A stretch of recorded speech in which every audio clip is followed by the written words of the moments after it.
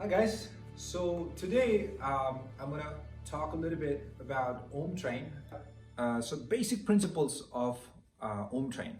In an Om Train, what we're trying to do is we're trying to make sure that we understand where your stability is and where your mobility comes from. And when we are able to differentiate between two, we can see the pattern where your body wants to go into compromise, where it is working, where it is not working. And that way we will be able to create some strategy or plan based on your body and then see how we need to go forward with it. And the idea is like, can we build more proprioception based on your movement that gives you a higher productivity and a least amount of irritation and inflammation. So for that, we have this, like in the beginning, this is a very fundamental principle that I work with. And here's 4 things that it implies or tells us how and where you're at, and then based on that, we can produce some basic strategy for you. What we need to do is we need to be able to find a flat back. So the idea here is keep your legs static and come to that so-called flat back, half squat, you name it, whatever it is, and then make your spine flat. So that means everything from your head to your legs are static, that doesn't move. You want to make sure that your lower back has a little bit of an arch rather than roundedness. So you wanted to make sure that you have a little anterior tilt on your pelvis. And from there, what you want to do is you wanted to breathe in as your hands goes up. Your goal is to bring your bicep closer to your ear. And then you breathe out, you bring it down. So you're going to do this about 8 to 10 times. And you inhale, you're going to reach up high. Make sure that the tissue on your back muscles, so the back part, right? So the spine, all of them gets to engage and relaxes it. And then not feel like your knees are caving in, and also don't sway your body as you're doing this. But try to breathe in as you reach your hands up, and then release it as you breathe out. So that's the first part. That's to make sure that you build some of the blood flow to your back muscles, right?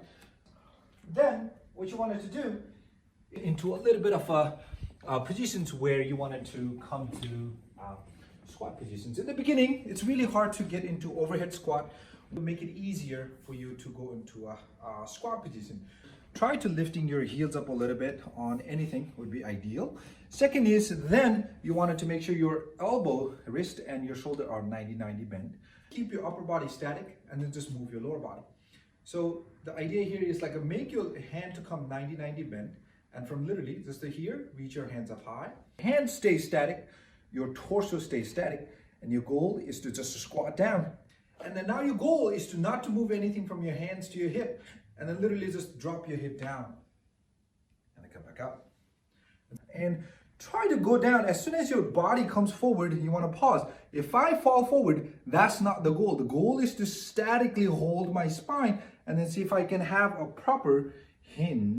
And then now your goal is to not to move anything from your hands to your hip, and then literally just drop your hip down and then come back up.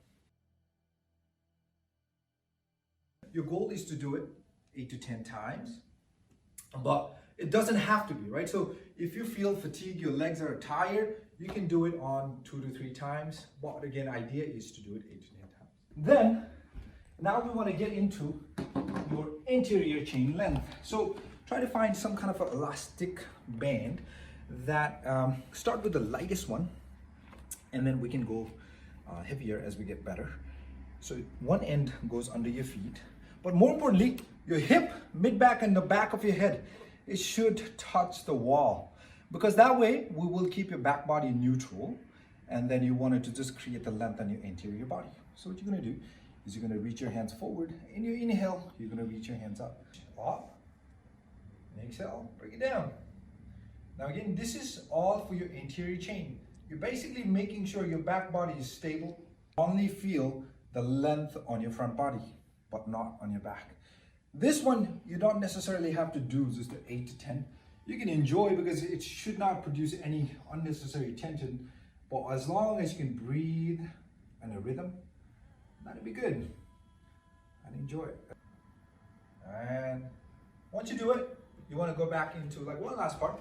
The little cushiony thing here that we have, it actually supports your knee, because this is something when we try to do the runner's lunge stuff, it's kind of nice to have that. But more importantly, find a ball or couple of blocks or something that you can really wrap your arms in, and that makes your shoulder blade to come forward. So the goal is to make your front body a little short, back body long, and that way we will keep that thoracic area, your mid part of your body, fixated, your pelvis stays fixated, and your head, if you feel like your head is moving too much, you can even put your chin down on the part of the ball, so that way your head will stay static. Now your upper body is fully static, and then you want it to move your lower body. So you're going to extend your leg back, go to that runner's lunge, right? So the goal here is to find the stability, and you drop your back knee down. In the same way, you're going to lift your front leg up, bring it back, and then lift that other leg up, come forward,